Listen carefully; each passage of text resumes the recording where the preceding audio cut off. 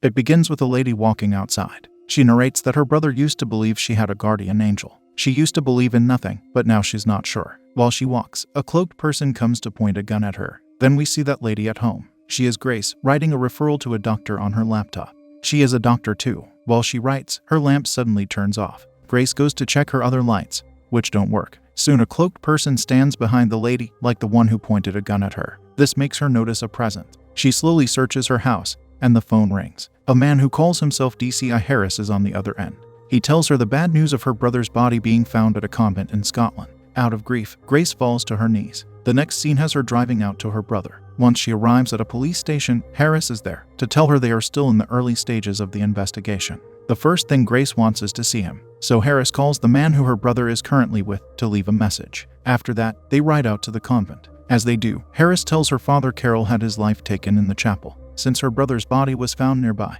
They believe he ended Carol's life before taking to that. Grace says her brother would never engage in either of those actions. Next, Harris describes to her the extremity of the sect her brother was a part of. One of the nuns removed her eye because she thought she had seen the devil. Afterward, we see a nun with a patch over her eye entering the office of another one. This is most likely the nun Harris just spoke about. That older nun greets Harris and Grace outside. She introduces herself as Mother Superior. By confronting the devil, his grip on them becomes weaker, she tells the duo. She adds that it was a demon who took away Father Carol's life, not Grace's brother. However, this is not the kind of explanation Grace wants to hear, so she acts rudely. This is a lady who will not give credence to religious answers. She just wants to be taken to the place where her brother met his demise. Shortly after, she stands at the place she wanted to be, looking down on the rocks near the shore where his body was found. She then visits her lifeless brother at the morgue. Upon seeing him, she breaks down in tears. A ghostly version of him soon appears behind her to inform Grace that it's not safe there. At that moment, a flashback takes over for a short while of the two of them as children.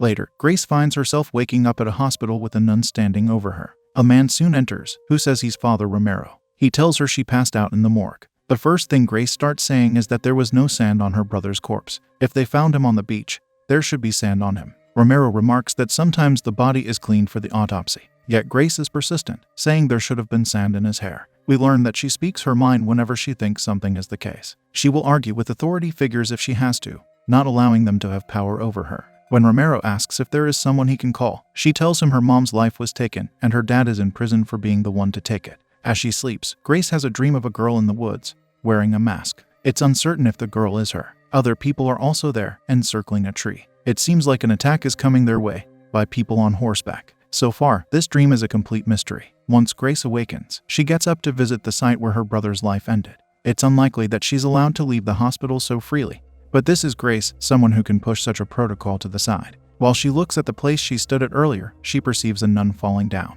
After her, two more fall. This makes Grace pass out again before falling into the water. She then wakes up from that misfortune at the convent. After that, Grace walks into a room where Mother Superior sits at a table with many of her sisters. She tells Grace to join them. Keeping on with her forthcoming mindset, Grace says they concealed evidence regarding her brother's demise. She calls all of them liars. She also says he was hurt before he fell. Mother tells Grace that the taxi driver who brought her to that area is who pulled her out from the water. Soon, she tells her that she is not as her brother described. Part of his description was that she is full of grace. In the next scene, Grace walks with Romero near the area where her brother, Michael, was found. He shows her a stone with a symbol on it. It's the ultimate confessional, he says. Crusaders would stand there and take a step back for every sin they committed. Many would fall to their demise. But Romero says that God caught them. He also tells Grace that Mother washed Michael's body. His final words to her so far are that Grace has the church's full support. Bringing her back to the convent, Romero gives Grace a box of Michael's belongings. When he leaves, she opens it to find a book inside.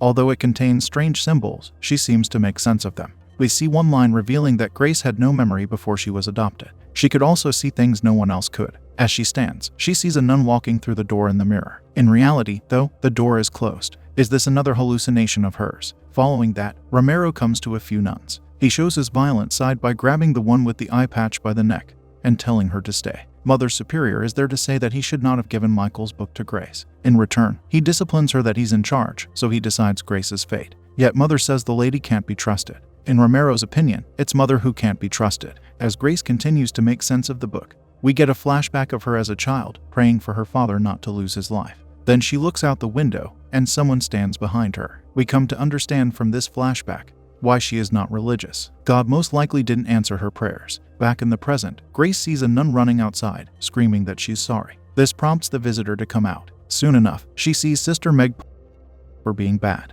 However, Grace imagined it because Meg surprises her from behind. She says she goes there when she has dark thoughts. She also believes she's a bad person, but Grace tells her she's not. Back at the main building, Grace talks to a friend on the phone. As she does, Mother is there to say she needs help. This makes Grace end the call before telling Mother to stay away from her. While Grace walks away, Mother says that her visions are memories of her past along with her future. On the next day, Meg enters Grace's room to deliver clothes to her. She shares with Grace that she once knew a man whom she engaged in bad acts with. They made black snakes appear. It's uncertain if she is speaking metaphorically or not, though she doesn't want Grace to tell Mother. Later, we see Mother being interrogated by Harris about why she cleaned Michael's body. She wanted to make him presentable to God. He brings up a useful point by saying that she decided to wash Michael while Father Carol lay lifeless. He was supposed to be of higher priority. Harris also wants to know how she managed to carry the body. From his point of view, Mother is lying. Meanwhile, Grace looks at grotesque paintings within the walls of the convent. Romero is there, telling her he looked at Michael's book,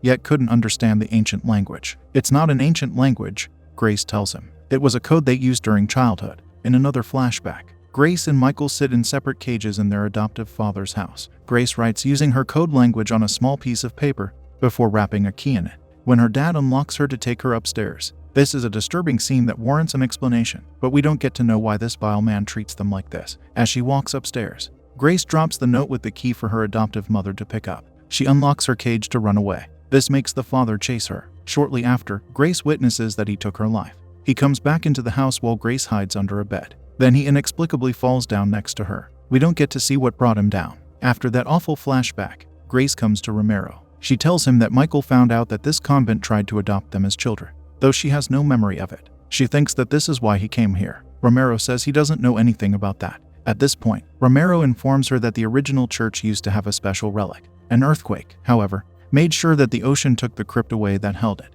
Romero is happy that it's gone. Afterward, we see another flashback of Grace with Michael sitting together at the convent. As they both ride in a car, Michael gets taken out for some reason. The man inside starts applying something to Grace, but they get into an accident. It likely saved her. Following that, Grace sits reading a book from the convent. A nun brings her another one that she says is from Romero. It also has strange symbols, like Michael's book. Being able to decipher it, Grace reads where the relic is, or at least was. After reading, she walks to find an open door somewhere. Inside, she finds a huge wooden door lying on the floor. Touching it gives her a vision of the door crushing down on Michael. Father Carol is there to ask him where the relic is, yet Michael says he doesn't know. We get to see now how wicked some of the members of the convent are. Carol has several nuns standing on top of the door, applying their body weight to add to Michael's suffering. Mother is also there to say he should be taken to the ruins. The lady is as dark as the demons she speaks of. With perhaps his final strength, Michael uses something to stab Carol. After that vision, a nun walks in with a knife to use on Grace. She tries to stab her, but something miraculously takes over to use the nun's hand against herself. The next scene has Harris talking to Grace. She is now suspected of committing a crime.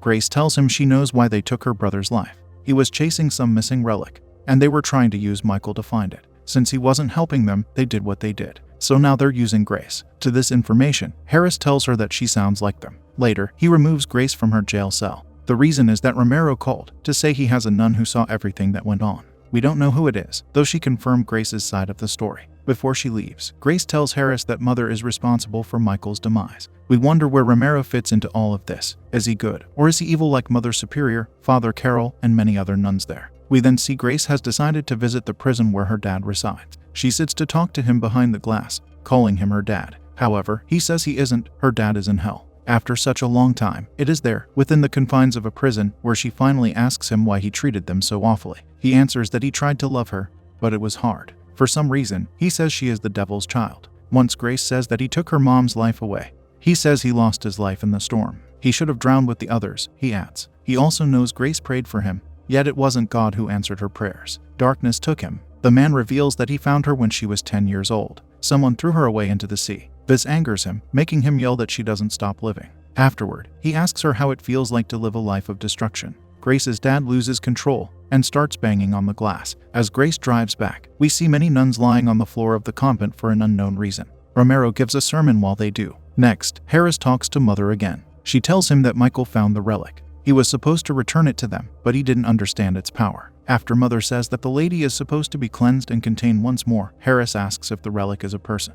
He wonders if it's Grace. Mother says she knows it is. According to her, so does Grace. In the next scene, Grace comes to Meg outside, asking her where Romero is. Yet Meg has some unfortunate news for her. She says Mother told them Grace would be their downfall. At that moment, the nun with the eye patch comes at Grace with a knife. However, just like with the other one, a force takes her hand to break it. Meg runs away due to this sight, while the other nun gets thrown to the ground. The area Meg enters is the place she goes to when she has dark thoughts. Once Grace comes to her, she witnesses Meg doing the thing she hallucinated about earlier. This time, though, it's a moment in reality. Meg did it so that sin would exit her soul. Grace tends to her, but Meg loses her mind because of seeing all the blood. Then in the mirror, Grace perceives herself as a nun covered in blood. It makes her question whether it could be her. After that, she comes to Romero, who stands surrounded by nuns. Grace falls to the floor, saying she thinks her dad was right about something being wrong with her. She thinks she's cursed. Romero debates with her. He says she's blessed instead. Taking her by the hand, he walks her to join their sermon. The nuns gather to lift the poor lady, while Romero gives a prayer. Once it is over, they bring her down, and Romero asks her if she admits to her sins in addition to wanting to be cleansed by God. She says she does. With her admission, Romero tells the nuns to consecrate her. So they open a covering into the floor. After Grace descends, someone says she must be contained for eternity. Her power is a threat to Christ. Following that, we see the image once again of the girl with the mask on. She is traveling in a cage. Shortly after, the girl gets placed in the same tomb Grace is in now. A crusader walks away, saying she will not age there. She will be preserved forever in God's love. Now, we learn perhaps everything we need to understand Grace's situation. This is not just an image, it is a flashback. It is Grace's past, and it is very old. The Crusaders existed back in the High Middle Ages, which means that Grace is at least 700 years old. Romero then orders that the tomb be closed. As it is being done, he sees a cross being removed from a statue above him. It soon falls onto his back, impaling the churchmen. Since they weren't able to contain her in time, Grace walks out. She questions Romero about what he was about to do to her. She wants to know why she just can't be forgiven. Romero answers that Christ lost his life for the sins of man, not for the sins of a fallen angel. Supposedly, that's what Grace is believed to be. Furthermore, Romero says she is the darkness that proves the light, that's why she hates God. After all that, Grace runs out. She comes to the place where Michael lost his life. Looking at the stone in the ground, Grace pleads to be forgiven. She starts taking steps back, and Harris arrives to tell her to stop. Though to her, this is the only way. That is when she starts falling. As she does, we get a sequence of images revealing what took place during crucial moments. The first image shows us that it was she who walked inside her house at the start of the story. She also appears to look at her lifeless mother, right after her dad. The one who brought him down while young Grace was hiding under the bed is also this ghostly Grace. She is the one who came to save Michael after he was removed from the car as a child. A moment later, she caused the accident to save her young self. As an invisible force, it was also she who harmed the two nuns at the convent. Finally, it was Grace who threw the cross on Father Romero. The next scene has Michael getting ready to fall, while three nuns stand there offering their prayers. One of them is Mother. Grace comes to her brother, who can see her, whereas the nuns only sense her. She asks him to forgive her for hiding. She can save him, but he chooses to fall, hoping to be caught by God. Michael tells his sister that she is good before his descent. At that point, the sequence of events is over, and we return to Grace falling. Later, we discover her body cannot be located. Riding in his car with Mother, Harris asks her what they do at the convent to have Grace. Yet she says that Grace is still alive. She has great power, which she will use for evil until she is stopped. Who are we to believe? Is Grace good or evil? The convent thinks she is the latter, though her brother said otherwise. The sequence of past events also revealed that she punished her wicked adoptive father. At another time, we observe that Grace is indeed alive, back in the city at a restaurant with her friend. He tells her she cured her patient's sight. She did, but not with medicine. We see the guardian angel Grace placing her hands on her patient's eyes. That is how she cured her. That's another piece of evidence supporting the idea that Grace is good. After all that, we revert to the original scene in our story. Mother comes to point a loaded gun at Grace. However, a car slams into her. It contains a little bobbing angel in the back, indicating that Grace's guardian angel self was at work once more to save her.